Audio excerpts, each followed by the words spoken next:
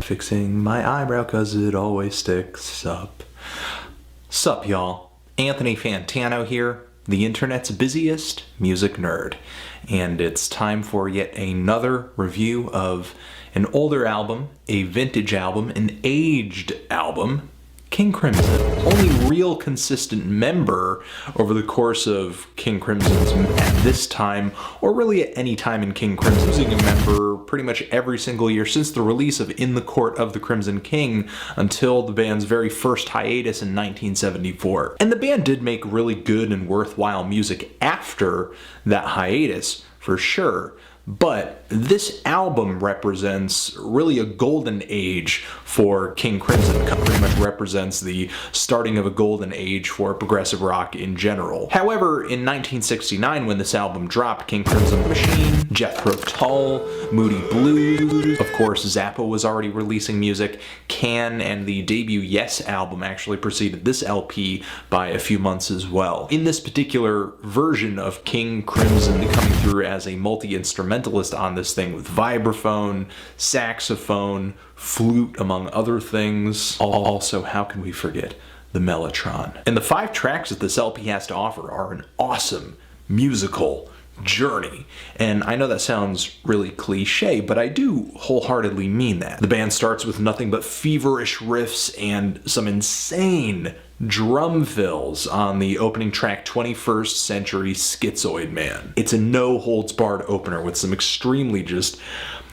escalating and exciting saxophone leads. The catchy distorted vocals on the hook.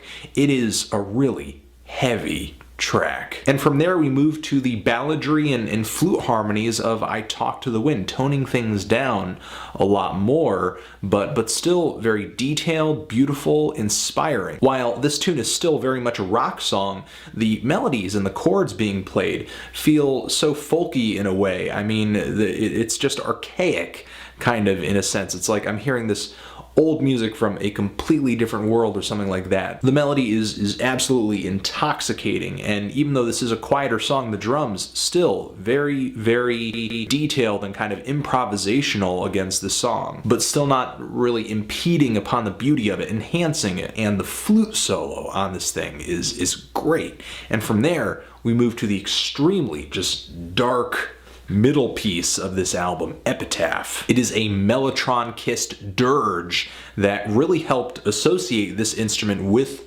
progressive rock, and King Crimson and many more would write some really powerful music with it as well. And if you can, look into how the Mellotron worked. I mean, this keyboard instrument was an extremely important piece of technology for its time because it was kind of playing tones that were essentially samples, but it's got kind of like a grainy quality to it that feels familiar, like I'm hearing an orchestra or something like that, but it's also very haunting. King Crimson definitely drama being filtered through this rock music lens. The guitar chords on this thing are just like breathtaking, whether it's the hugely strummed acoustic guitar chords that just call out with echo again and again and again, along with some very, very, I'll use the word again, dramatic arpeggiated guitar chords. And they slowly build the track higher and higher and higher, not just instrumentally, but emotionally. I mean, this song just feels like death to me. Every single crescendo the band brings on has this intense wave of sadness to it that I think very few artists ever have bottled into a piece of music this well. The track is just an absolute funeral dirge, especially during the last minute and 47 seconds of this thing, where the music gets incredibly, incredibly heavy with the drums and the mellotron. The track Moonchild, which comes right after, is equally as effective. The track starts off with all these mournful guitar leads and eventually goes into some very somber guitar chords and keyboards. And while it is a very pretty tune, I love the vocal melody on this track.